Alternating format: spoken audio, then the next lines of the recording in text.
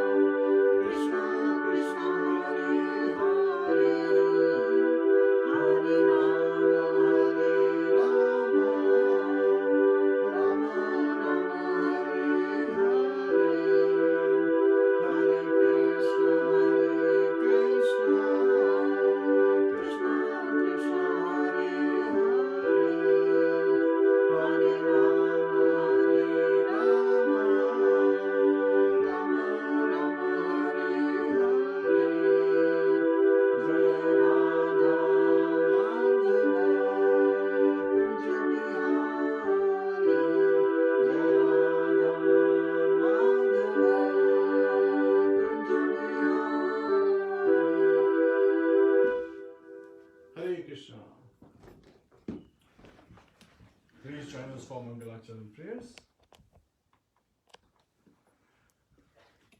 Together. Om Namo Bhagavate Vasudevaya. Om Namo Bhagavate Vasudevaya. Om Namo Bhagavate Vasudevaya. Narayanam Namaskritya Naram Chaiva Narottamam Devim Saraswatim Vyasam Tato Jayam Udiryet. Shrotam sa katha Kṛṣṇa punya shravana kirtana hridayantasto he bhadrani vidurnoti suhasatam nashta prayeshu bhadreshu nityam bhagavata sevaya bhagavate ruttam shloke bhaktir bhavati nashtaki. Hare Kṛṣṇa.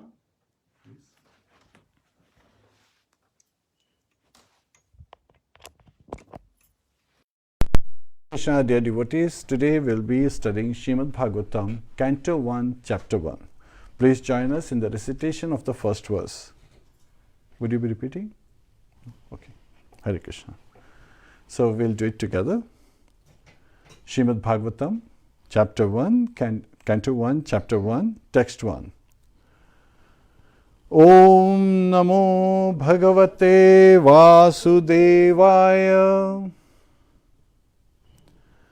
Janmadiyasya yato anvayad itraschateshvabhigya swarat tene brahma hridayadi kavaye muhyanti yat suryaha tejo vari mridam yatha vinimayo trisargo amrisha Dhamna svena sada nirasta kuhakam satyam param dhimahi. Translation by His Divine Grace A.C. Bhaktivedanta Swami Srila Prabhupada. O my Lord, Shri Kṛṣṇa, son of Vasudeva, O all-pervading personality of Godhead, I offer my respectful obeisances unto you.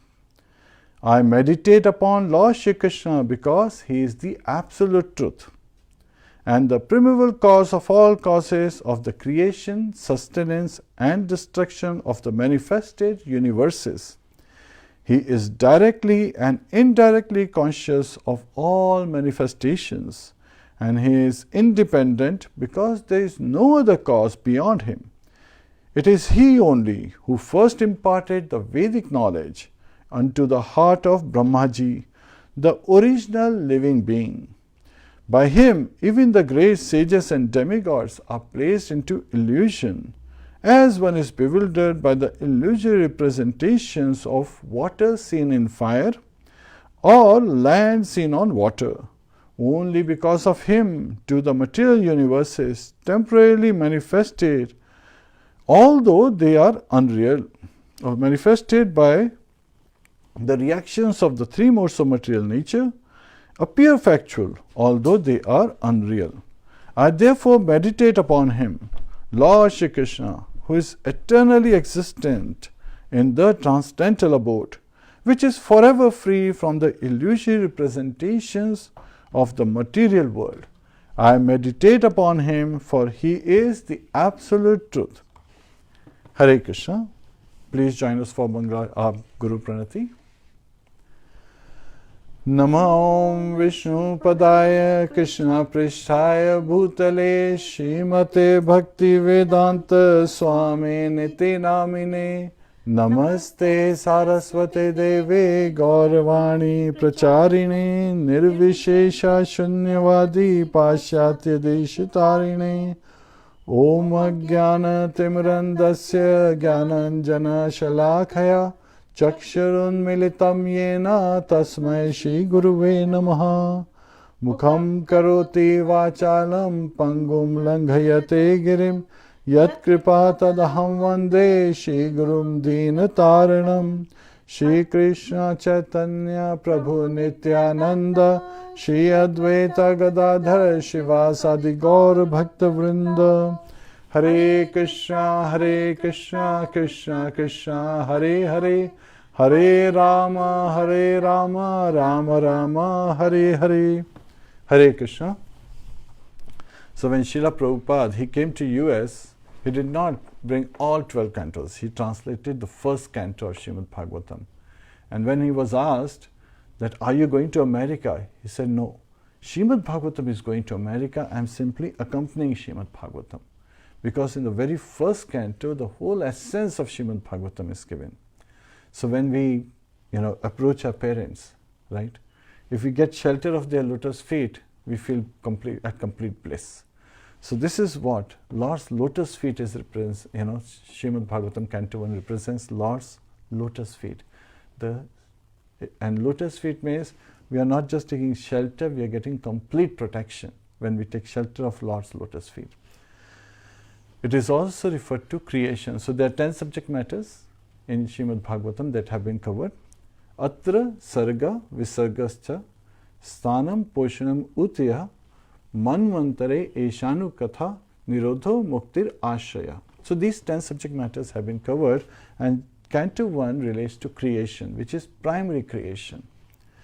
Now here in the purpose, Srila Prabhupada has given elaborate philosophy which is relevant for the current age. So the first question that people sometimes raise regarding Srimad Bhagavatam is that it was written 5,000 years back. Is it relevant for the current age? It is not just relevant for the current age, it's going to be relevant for the current age for the next 426,000 more years. Why 432,000 years is the time duration of Kali age, and it is specially meant for Kali age. So this Bhagavatam Puran is specially meant for the people in Kali age, as we'll be studying. So here Srila Prabhupada in the purport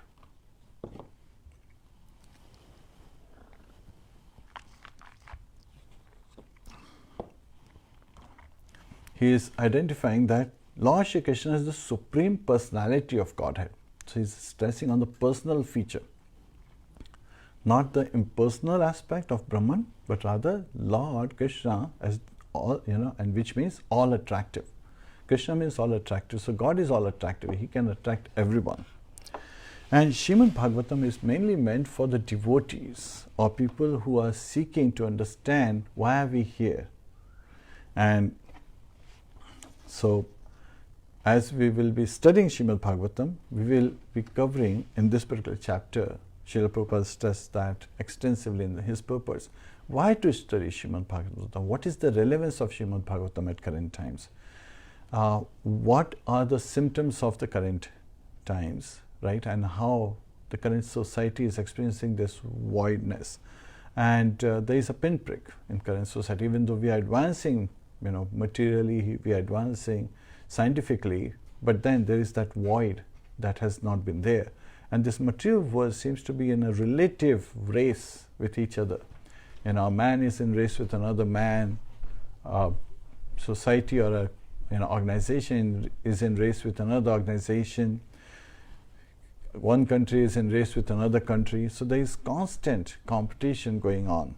And this competition is going to, even though lead to advancement, it is going to lead to a lot of disturbance. And those characteristics have been also discussed by the sages as Nama Sharanya. So in this particular chapter, we will be understanding the process of studying Srimad Bhagavatam. So as we understand that in the very first verse, the first verse of Srimad Bhagavatam, first canto, first chapter, first verse, is a Gayatri mantra. And we talked about in the last class, what does Gayatri means? Gaya Atri. So, which glorifies. Gaya is also referred to as singing, glorifying, right? So when you are singing, you are glorifying the Supreme Personality of Godhead, who is the essence of three, means the three Vedas. So he is the essence of all the three Vedas. And again, Acharyas have given various meanings and definitions of the word Gayatri. Gaya is also that which delivers one from. And 3 can refer to the 3 modes of material nature. So, by liberating us from the 3 modes of material nature, it can transcend us to our true consciousness, to our, not just prescribed duties, which is Swadharma, but rather Sanatan Dharma, our constitutional position, Jivera Suruphoya Kṛṣṇa Nityadas. Srimad Bhagavatam also describes the nature of the absolute truth, Lord Shri Kṛṣṇa. Now here we also understand that in the introduction, Srila Prabhupada, he made a distinction between the absolute truth and the God. He said that there can be many controllers. Controllers refer to, gods.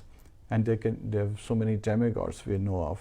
Mahadev, Lord Shiva is there, Brahma is there, Indra, who's supposed to be, who's the king of the demigods, then Chandra, Soma, and Vivasvan, the sun god is there. So there are so many gods, and they are actually administrators of different part of the universes and different qualities they, bless their devotees from. So all these are gods, yet at the same time, Devanam Achyuto Yatha. So of all the worshipable deities, the topmost deity is, worshipable deity is Lord Shri Kṛṣṇa, because he is the absolute truth. And that's why Srila Vyasadeva, when he is starting Srimad Bhagavatam, and this Srimad Bhagavatam he is writing after he has written all the Vedas, after he has authored all the Puranas, after he has given all the Samhitas, and then he is unsatisfied. Still he is feeling disturbed, as if there's something missing. And at that time, Devashi Narad came and, incited him. He instructed him to describe the transcendental pastimes of the Supreme Lord, Lord Shri Kṛṣṇa, the Supreme Personality of Godhead. And so that has been done by Vyasadeva in the form of Srimad Bhagavatam. However, that appears in the 10th canto of Srimad Bhagavatam. So this is where Acharyas have revealed, and Srila Prabhupada has stressed in his purpose as well, that why did Vyasadeva put it in 10th canto, but we should start from the beginning, 1st canto, 2nd canto, and so forth, and progress gradually to the 10th canto, so that our consciousness come up with those different categories. We can rise above. So when we see the deities, this is also an instruction we receive from Srila Rupa Goswami, that when we approach the deities in the temple or even at home when we have deities, we approach them first seeing, and taking shelter of their lotus feet. And then slowly we raise, looking at the paraphernalia from down, moving up, moving our sight up. And finally, as we see their legs, their, arms, their shoulders, and their face. So this is how Srimad Bhagavatam should be seen. And 10th canto refers to Lord's face, the beautiful face of Lord Shri Kṛṣṇa in his Shyam Sundar form. The first canto represents his lotus feet, and it is the creation, Atra, Sarga. Sarga refers to the primary creation. Visarga refers to the secondary creation. And then Sthanam, Poshanam, Utaya. So those are again in the future chapters, as we will be going cantos, they will be addressed. So here, in the very first verse, Srila Vyasadeva is praying that I pay obeisances to Lord Vasudeva. Vasudeva word has 2 meanings. So Vasudeva is one of the primary name of Lord Shri Kṛṣṇa and Lord Kṛṣṇa. Kṛṣṇa is his principal, is his principal name. Kṛṣṇa means all attractive. Vasudeva has 2 meanings, literal meanings. One is son of Vasudeva. So here he is identifying the Supreme Personality of Godhead, who appears as son of Vasudeva and Devaki. So that's why his name is Vasudeva. Another reason his name is Vasudeva is all pervading. So Lord, he expands throughout the universe. So everything is in him and he is existing everywhere. That doesn't mean if he is existing in this paper becomes Kṛṣṇa. However, he is there as super soul. He is residing everywhere as super soul in his super soul Paramatma feature. And he is sustaining everything. So that is primary creation. And now comes the next aspect, that Janmadiyasya yathonvayad itras chateshva bhigyasvara Janmadiyasya, Janma Adi. So this is related to creation, maintenance and destruction of the material universe. So it is also showing us the very nature of the material universe, where the material universes, they emanate from the pores and the body of and the breathing of the Lord, and then they are sustained for some time, and finally they are retracted back in his body. And in the Puranas, in the Shastras, there are examples given that just like a spider creates a web, spider web, and then keeps it for some time to catch its prey, and finally it engulfs the whole net again. So it came out from its saliva and then again went back in its body. So that example has also been given. And so as Vyasadeva continues to identify is that he is Abhigya and Swarat. So these two words are very significant. Srila Prabhupada states in the purport. Abhigya means one who is fully cognizant, directly and indirectly. And Srila Prabhupada stresses that no one, including Lord Brahma, is fully cognizant of all the happenings in this material world. Yet Lord, since he is present everywhere, he is omnipresent, he is omniscient, and he is omnipotent, right? So the interesting thing is this, the word omni also is a derived word from Om. And this verse means the invocation of Srimad Bhagavatam starts with Om Namo Bhagavate Vasudevaya. So it is very interesting that the word Om has been used to derive the word in English Omni, and so when it's related to different qualities or characteristics, it's directly in relationship with the Supreme Personality of Godhead, Lord Shri Krishna, the Absolute Truth, the Supreme Controller, Parameshvara, the Supreme Personality of Godhead. And Abhigya refers to that. And then Srila Prabhupada says that even the Jnanis, the Mayavadis, when they are trying to merge into Brahman, they are very proud of their state. Yet at the same time, they are not fully cognizant of all that is happening in this universe and beyond this universe. So there are multiple universes, as we'll be hearing in the 3rd chapter onwards in this in Srimad Bhagavatam 1st Canto. We'll be learning about the primary creation, and that it is Brahma doesn't even exist in the primary creation. He comes to existence in the secondary creation. So he is the one who is the first living entity in our universe, in our material universe. And Swarat means Lord is completely independent. So if you look at your life, are we all independent? No. We say Swaraj, right? Independence, Republic of India, in so many ways we call Swaraj word related to independence. But that independence is within some boundaries. And those boundaries have been established based on dharma. And the topmost dharma that the society should be following is Sanatana Dharma. And the foundation is Sanatana Dharma, while the structure has been given by Varnashram Dharma on top of that Sanatana Dharma. Sanatana Dharma is the very spiritual, constitutional position. It provides that insight. Yet, we, when born in this material world, are being influenced by the 3 modes of material nature, which is also being addressed in this chapter. Then, in the prayer, Srila Vyasadeva is saying, Tene Brahma Hidayadi Kavaye. So, you have imparted the Vedic knowledge through the heart of Lord Brahmaji. So, he is referring to Lord Vasudeva, who has imparted the Vedic knowledge to Brahmaji through heart. And somebody can question, how could it be if Brahmaji is the first original living being in this material universe, then how could there be someone imparting knowledge to him through his heart? Srila Prabhupada explains in the purport that he is the first living entity in this material universe, which is temporary in nature. So it gets created, it maintains for some time, gets annihilated. While Lord is ever existing, and as we'll be hearing in Chaturshloki Bhagavatam in the 2nd canto, 9th chapter, 33 to 36 verses. We'll be hearing as how Lord is saying that when there nothing existed, I existed. And when there will be nothing existing in future, also I will exist. So He is the Sarva Karan Karanam. He is the cause of all causes, and He is the original Supreme Personality of Godhead. And so Lord Krishna was there, and He imparted knowledge, Vedic knowledge to Brahma, because when Brahma, he took birth on the lotus flower that emanated from the navel of Lord Vishnu.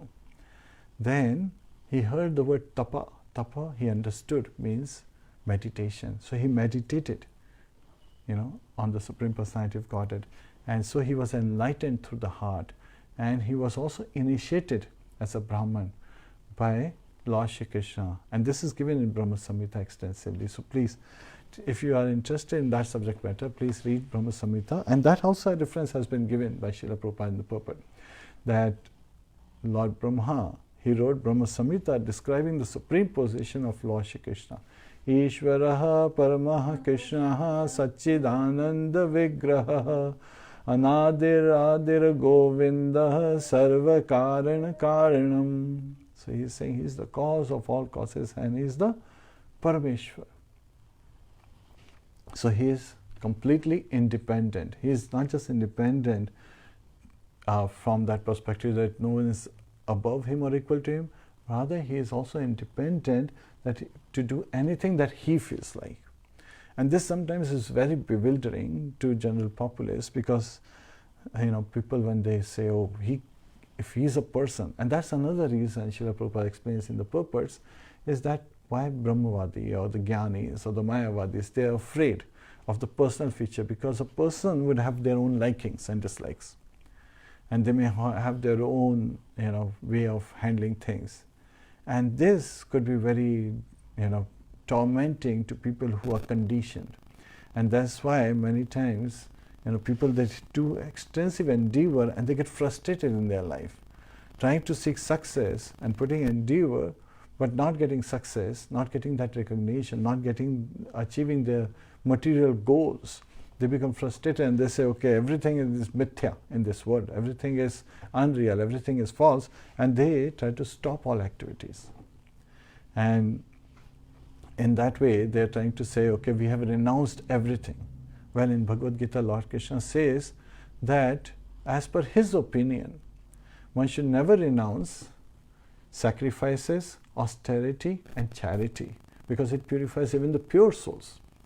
So this is an important aspect, that a person would have their own liking. So when Lord Krishna is the Supreme Personality of Godhead, he has his own way of dealing with, all that he pervades. So we should surrender to his will, and that is an important aspect. So Vyasadeva is surrendering to his will as he is getting the instruction from his spiritual master, Narad Muni, Devashi Narad.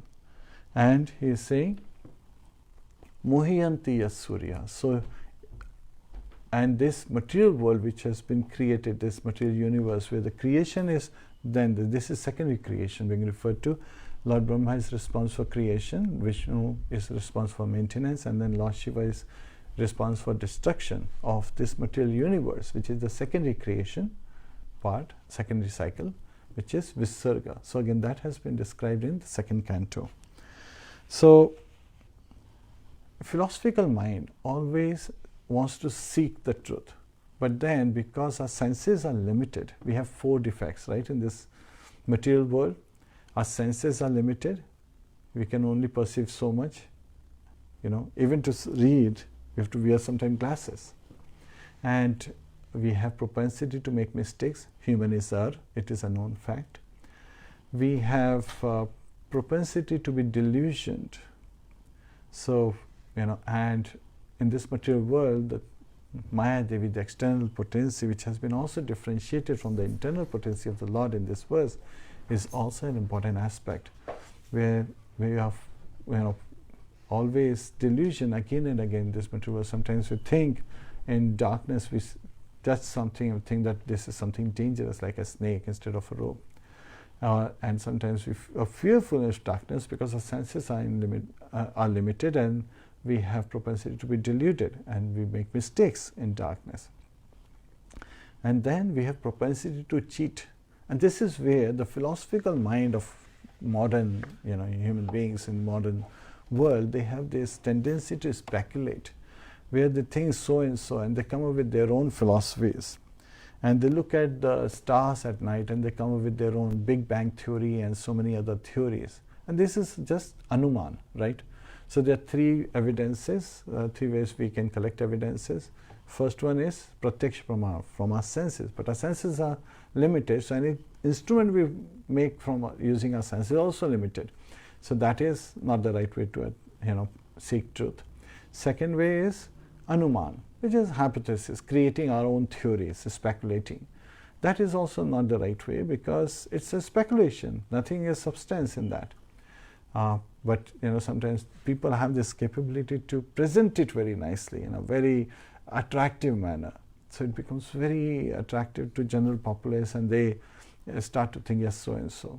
One of the recent theory was that not a single atom can be added to the current universe or can be taken away. Otherwise the whole universe will, or the whole planet would crash. And the interesting thing is, from Shastras we hear that Lord, He manifests the spiritual world here and then He returns back home, back to Godhead. So in Bhamu Vrindavan, so many aspects, so many, not just atoms, but so many personalities are coming from the spiritual world, and they are leaving as well. And they are not of this material world. So this theory is just anuman, speculation. So we understand that is also not the right way. So the third one is Shabda Pramana. We accept the authority of the Supreme Personality of Godhead, the absolute truth, and we we accept His words as instructions, and His Brahmaji, he is also initiated by Lord Shri Kṛṣṇa. So we accept in disciplic succession the instructions that are coming from the Acharyas.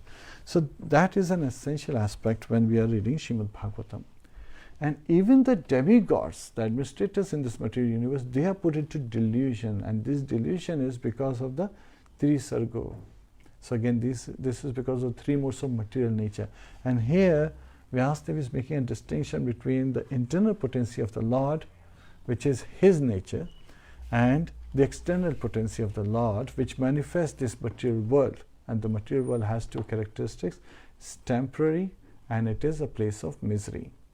So in this material world, if you are trying to seek happiness, you will not find happiness, because that is not the nature of this material world. Happiness is in the spiritual world, while what we see in the material world is a perverted reflection of the spiritual world, which is being identified in this verse by Srila Vyasadeva as just like an illusion scene of water in fire.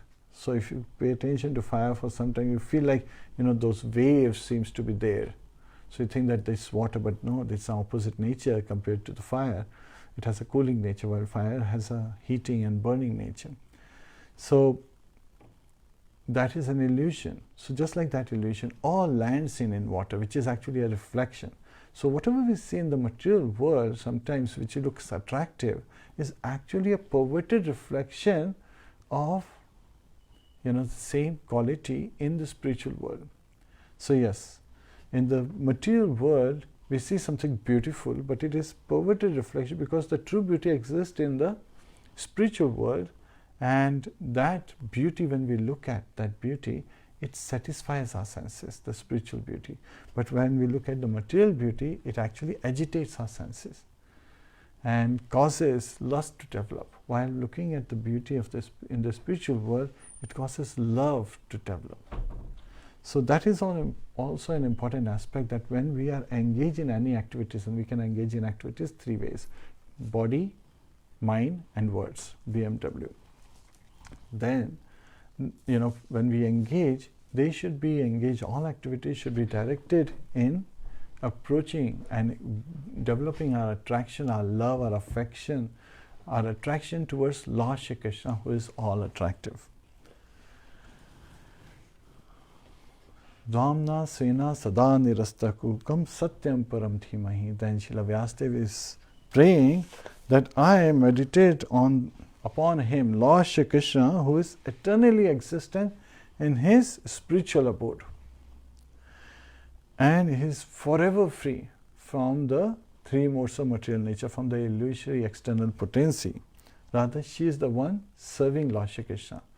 Lord Krishna says in Bhagavad Gita, Devi hi esha guramayi mama maya duratyaya ma meviye prapadyante maya metam tarantite. So this material energy of mine, Lord Krishna is revealing in Bhagavad Gita, is very difficult to overcome. It is very difficult to overcome. That's why we also refer to it as an ocean of nascence. So it's very difficult to swim across the ocean of nascence. But one who takes shelter of the lotus feet of Lord Shri Krishna, they can quickly cross over it, because then when we take shelter of Lord Krishna, this ocean of nascence becomes as big as a calf's hoof print. So water in the calf's hoof print, and you can easily jump over it.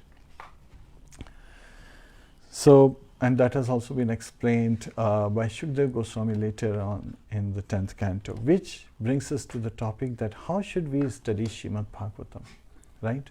Srimad Bhagavatam should be gradually studied from the first canto, second canto, and so forth. And Srila Vyasadeva did this very carefully for our benefit. He understood the nature of living entities in this material world, especially in this Kali age, that how we would be so unscrupulously trying to jump ahead. So unscrupulous people, they tend to directly jump to the 10th canto. They say, okay, Devashiddhasa said, describe the transcendental pastime of Lord Shri Krishna. And within that chapter, they also directly want to jump to the smile of Lord Shri Krishna, which are the 5 chapters where Lord's Rasa Leela has been described. So Srila Prabhupada in the purport is describing that that should not be the attitude of directly jumping to a topic which is very highly exalted and meant for the Paramhamsas. Then he also establishes that Srimad Bhagavatam is sufficient to establish for God realization. It is sufficient for God realization. And when we take to studying of Srimad Bhagavatam, okay, thank you. When we take to the study of Srimad Bhagavatam, we should be doing it with proper mode. And in the second verse of this chapter is also in the same form, just like Gayatri Mantra of the first one. That's also part of the Gayatri Mantra, because Gayatri Mantra generally ends with At, right? Prachodayat, Kṛṣṇat. So that ends with Kṛṣṇat, and that is also part of a Gayatri Mantra. So that has also been given. Now, Srila Prabhupada explains that in this material world, the materialists, they are not interested in taking to God consciousness. They are not taking to the authority of the Supreme Personality of Godhead. And they are in various categories who do not believe in God. And sometimes when they create so many space satellites, and by one way or another, they are able to launch these satellites into the orbits, and they are, in these orbits, staying and being maintained to serve various purposes.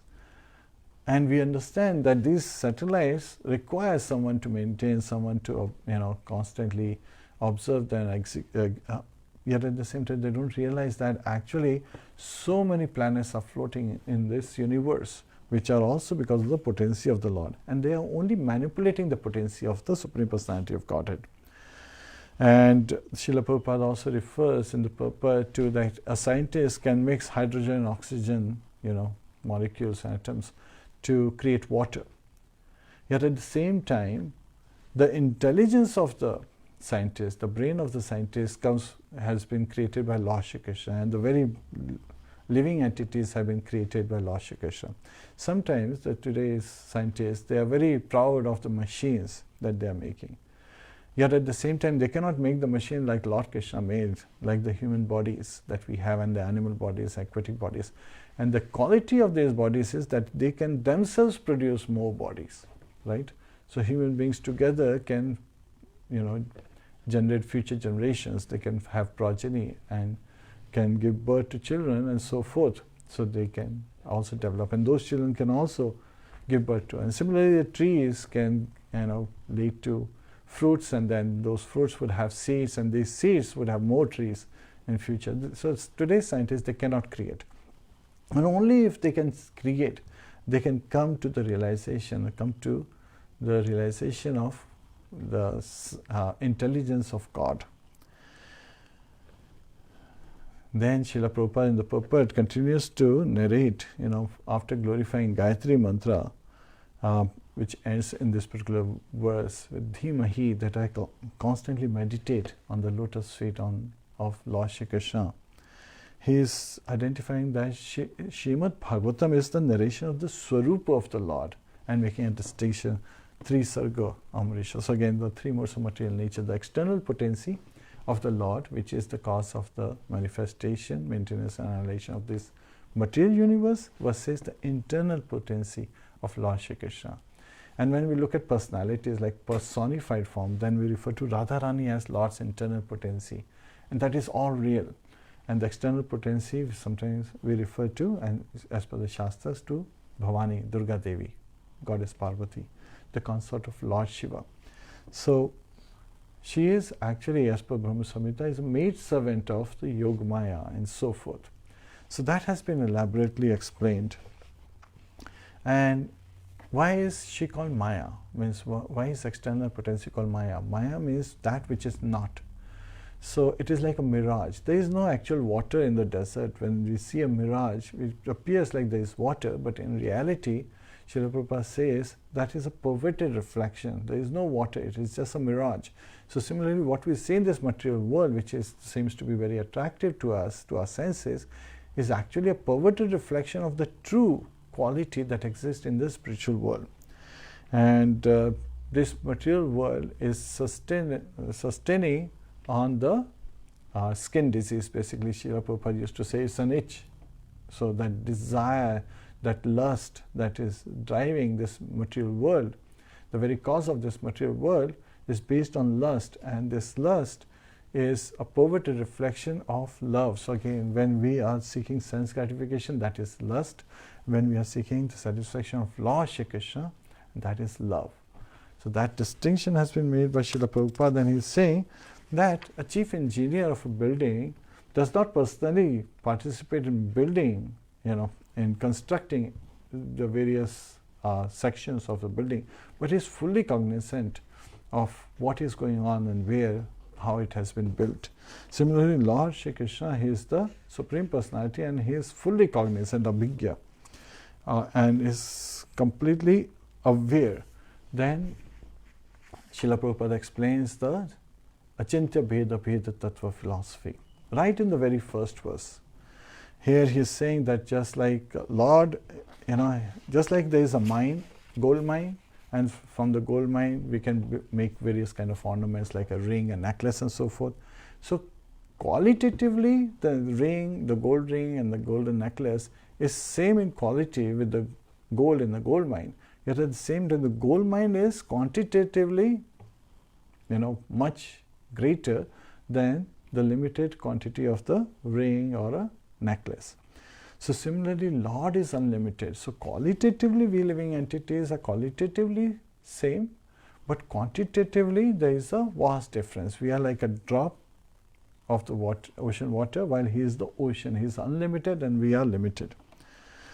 And Srila Prabhupada continues to explain in this very first chapter. So Srila Prabhupada actually he placed all the philosophy of Srimad Bhagavatam in the very first canto and in his purpose. And within the first canto, he wasn't sure whether he will be able to finish the first canto, so he placed the whole philosophy, summarized it in the first chapter. And Srimad Bhagavatam itself is a commentation on the Vedanta Sutra by Vyasadeva himself. And further, Srila Prabhupada placed the essence of the philosophy in the very first purport of the first canto, first chapter, first verse. So here he has referred to various authorities, and there have been some, he says that in Mayavadi sometimes say that actually Srimad Bhagavatam is a modern scripture. It was written by someone by the name Vopadev, and so he states in his purport that Srila Sridhar Swami identifies that actually Srimad Bhagavatam reference comes in Matsya Purana, which is the oldest of Puranas. And also there is in Padma Purana, there is a conversation between Ambarish Maharaj and Gautam Rishi. Gautam Rishi is instructing Ambarish Maharaj that for God realization, he should study Srimad Bhagavatam to realize the absolute truth. So that authority has and authenticity has also been maintained for Srimad Bhagavatam. And there are so many erudite scholars, Srila Prabhupada is writing, that have, and acharyas, they have given commentaries on Srimad Bhagavatam and establishing it as authority. And various names given are Srila Jiva Goswami, Srila Sanatana Goswami, Srila Vishwanath Chakravarti Thakur, after Lord Chaitanya. So Lord Chaitanya, of course, propagated Srimad Bhagavatam heavily. And the essence is the chanting of the holy name. Again, this is to build our attractions to Lord Shri Krishna. So we understand from Gayatri Mantra, just by reciting Gayatri Mantra with proper understanding through the three junctures of the day, one can, realize the Supreme Personality of Godhead, the absolute truth. Understanding and reading, studying Srimad Bhagavatam. So again, it is also, Srila Prabhupada stresses that it is more important to hear and describe Srimad Bhagavatam than read Srimad Bhagavatam. So study is more important, yet at the same time, in the association of devotees, hearing from one, and we are hearing from Srila Prabhupada in Srimad Bhagavatam as how he is explaining in his purpose the his transcendental ecstasies, as how we should understand the various translations, the various verses, the various cantos and chapters and so forth. So why this Vopadev incident comes? Because in Srimad Bhagavatam, the second canto, the second verse of this chapter refers to the aspect that this was written by Mahamuni, the great sage Vyasadeva. And because Srila Vyasadeva in writing addresses himself in the third person, this is where sometimes we talk about ourselves, in third person, and he's talking about himself in the third person in the second verse. He's saying that this was written by the great sage Mahamuni.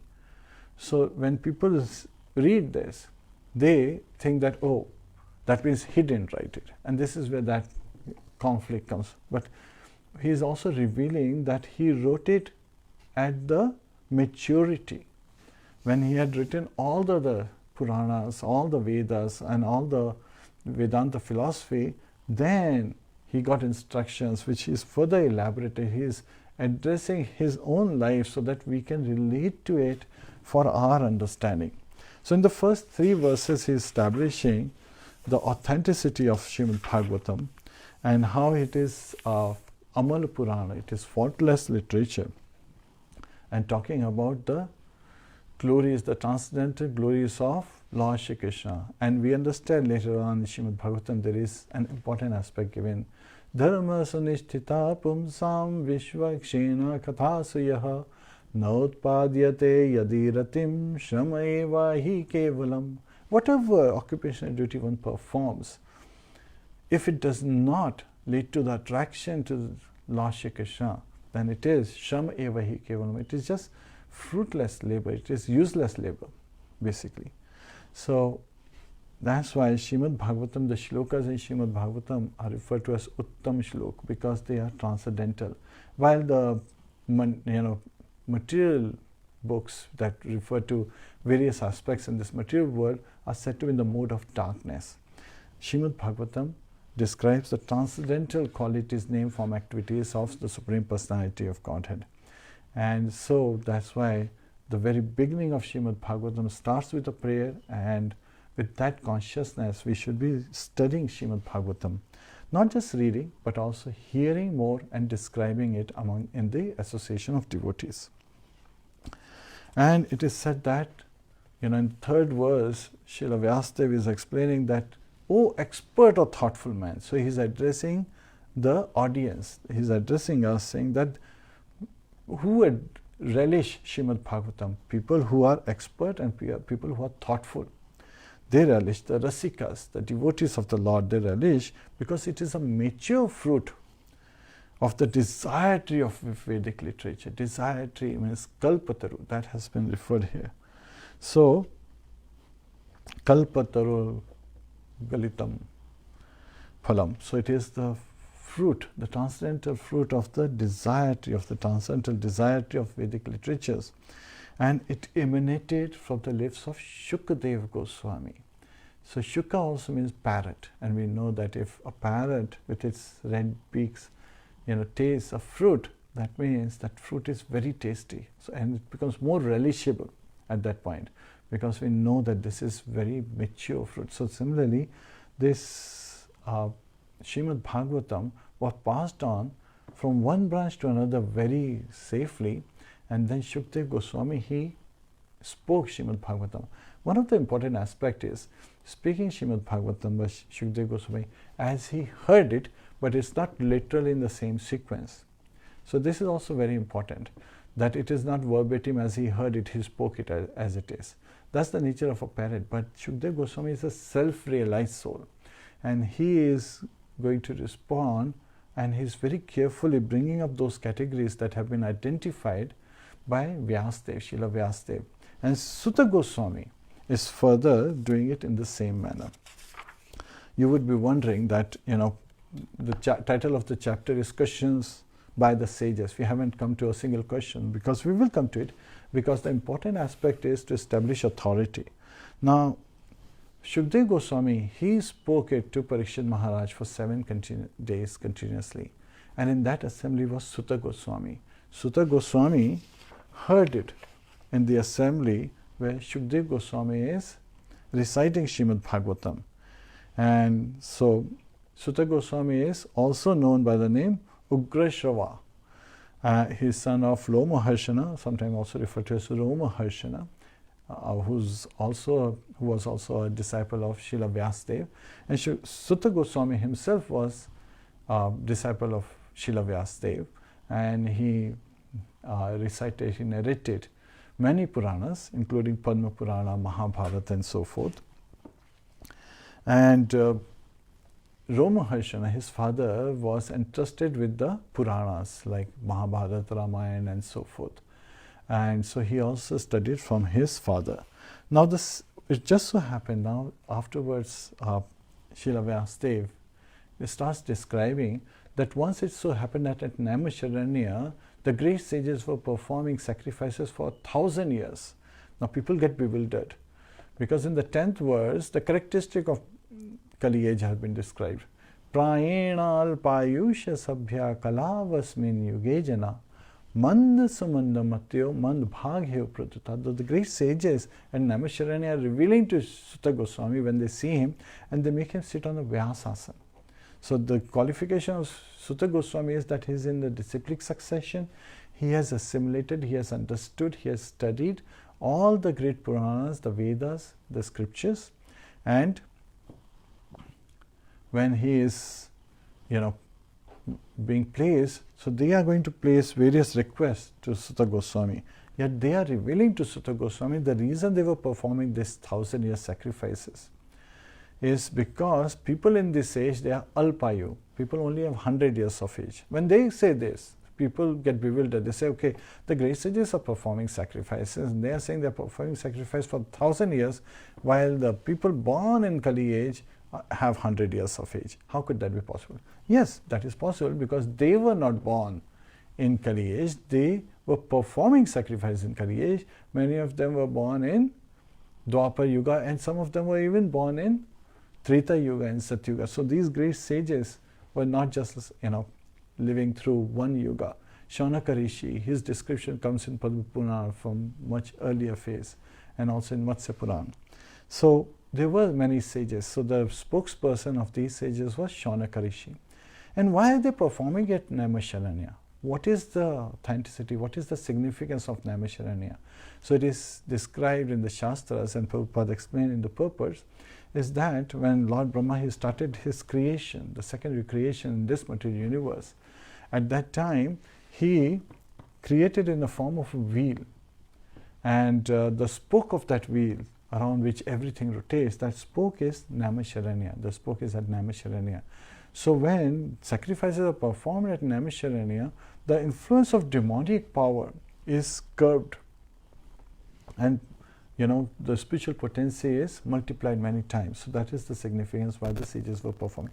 And after doing the daily oblations and making the oblations in the fire, and they were all covered with the black smoke, and now they see Sutta Goswami, and then they say, oh, this is very nice, Sutta Goswami is here, now we get to hear Harikatha.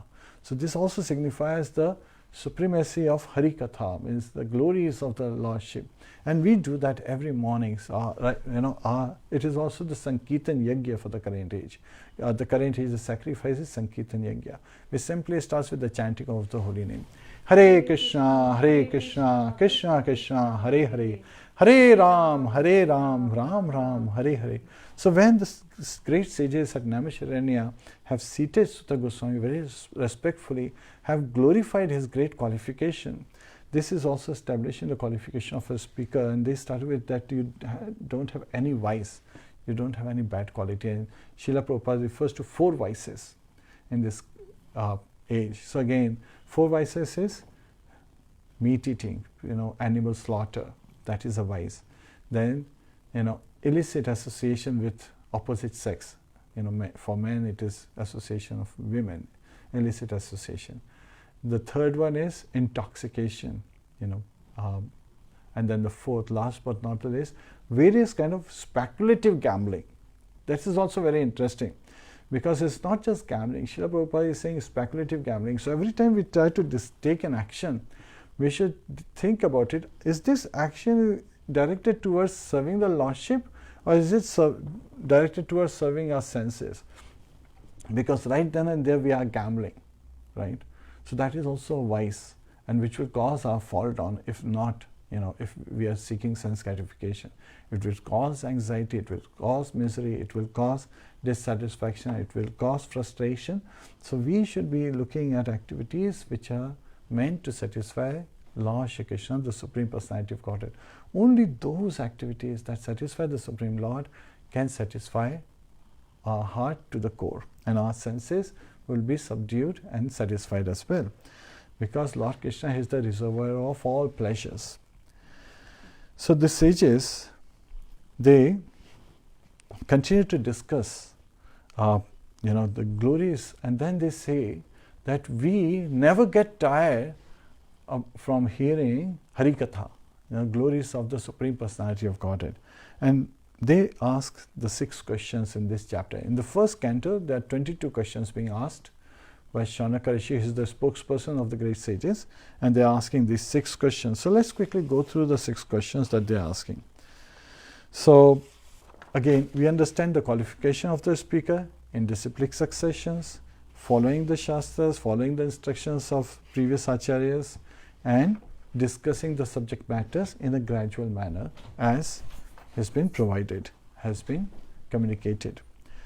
And then the qualification of the hearer is that they would make the inquiry in a submissive manner. Once Srila Prabhupada, he was speaking at a university, and a student, he got up and he said, "Why do you wear tilak?" And Srila Prabhupada said, "Why do you wear a tie?" He looked at his tie and he sat down. So later on when he met Srila Prabhupada said, when you ask a question, you should ask not in a challenging mood, but rather in a submissive manner, with the purpose of inquiring to get benefit from your question. So the question should be raised to make the inquiry which is of benefit to us and could very well benefit others as well. So we should be making such inquiries in a submissive manner. So there is a process that by which we should be, and the sages are identifying this by saying that we will never get tired of hearing about the transcendental pastimes of the Supreme Lord, Supreme Personality of Godhead. So the first question they ask is in the 9th verse, which is the absolute and ultimate good for the people in general, and they're directly referring to the people in this Kali age, that in general what will be the most beneficial and of benefiting to the current society, the human society. Then they talk about, in the 11th verse, the second question comes up is, what is the essence of all scriptures, and explain it to us for the benefit, for the welfare of all humanity. And not just humanity, for all living entities. Even the birds and animals, they may not understand, but they hear, they would get benefit. And they actually address this, that even by unconscious chanting of the holy name can lead one to God realization. So that is where, we should chant attentively, but we should chant in whatever situation we are in. And even in the beginning, we may not know the glories of the chanting of the holy name. We should chant because it will benefit us tremendously. And it's very simply done just by raising a hand and calling out, Hare Kṛṣṇa, Krishna Krishna, Hare Hare, Hare Ram, Ram Ram, Hare Hare. Then the third question they raised is in the 12th verse, that why did Lord Krishna, he appear in the womb of Devaki as son of Vasudeva? So they are inquiring about the purpose for which Lord Krishna appeared in this material world 5,000 years back. And there is a hidden question in the 13th verse where he is saying, please explain to us all the teachings of the previous acharyas, imparted by the previous acharyas. For one is uplifted both by speaking them and by hearing them. So that is the glories of the holy name, of chanting of the holy name, his name, form, activities, pastimes. By glorification of the Lordship, Lord Shri Krishna, everyone is uplifted. The speaker is uplifted, the hearer is uplifted, the inquirer is uplifted, and everyone who is in that vicinity is uplifted. The question number 4 is in 17th verse, where the sages are asking, please describe the adventures of Lord's incarnations. What are the various multifarious incarnations he appeared? Now they are asking a very vast question. Lord has unlimited incarnations, right? He is unlimited in all aspects. So, of course, we understand that Sutta Goswami, he describes the main incarnations of the Lordship. And of course, based on the different categories, the 10 subject matters of Srimad Bhagavatam in those subject matters. 5th question is raised in the 18th verse where they say, please narrate the pastimes of the Supreme Godhead's multi-incarnations and in relation to the creation of the material universe, this material world. So they are actually, previously they are saying all incarnations, now they are saying with respect to this material world, because we in material world want to hear about and relate to things that we can see, perceive in this material world. So they want to hear the transcendental pastime of the Supreme Lord in this material world with respect to this material world. And then 6th, last but not the least, is where they're saying, please tell us to whom the religious principles have gone for shelter after Lord Krishna, he returned back home, he departed for his abode. So this is an inquiry because with the advent of Kali age, Lord Krishna at the end of the Dwapar age, he returned back home. So they are wondering that in this Kali age where people have short-lived, alpayu, kalavasmin, they are quarrelsome by nature, and manda, they are lazy, manda, and their intelligence is less. Manda, sumanda mateo is less intelligent, poor fund of knowledge, and mand bhag, they are unlucky, as well as upraduta, they are constantly disturbed, they are always disturbed. In this age, their religious principles, where have they gone? And after Lord Krishna, he departed for his abode. So these are the inquiries they make to Sutta Goswami, and then Sutta Goswami is giving the response in the 2nd and 3rd chapter to these inquiries, and of course to continue further. So this is a very interesting aspect where there is a conversation in a conversation in a conversation. So that's something we will be seeing in this in Srimad Bhagavatam. So this is where the chapter first ends, with the inquiries by the great sages in establishing the qualification of the speaker as well as the hearer and the glories of Srimad Bhagavatam, which is Amal Puran, which is authentic and is sufficient to give us Krishna consciousness, God realization. Hare Krishna. Please join us for Nrsimhadev prayers.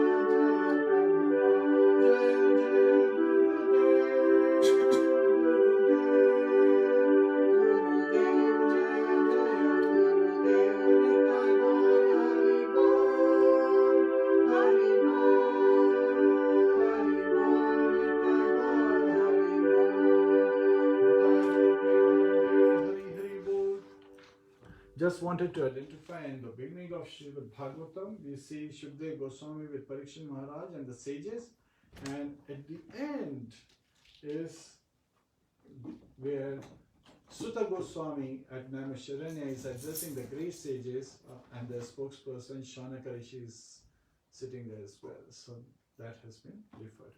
Hare Krishna. Thank you for joining us. Hare Krishna. Hare Krishna. Srila Prabhupada ki jai, Anant Koti Vaishnava Vrinda ki jai, Nitai Go Premanande, Hari Hari Bol.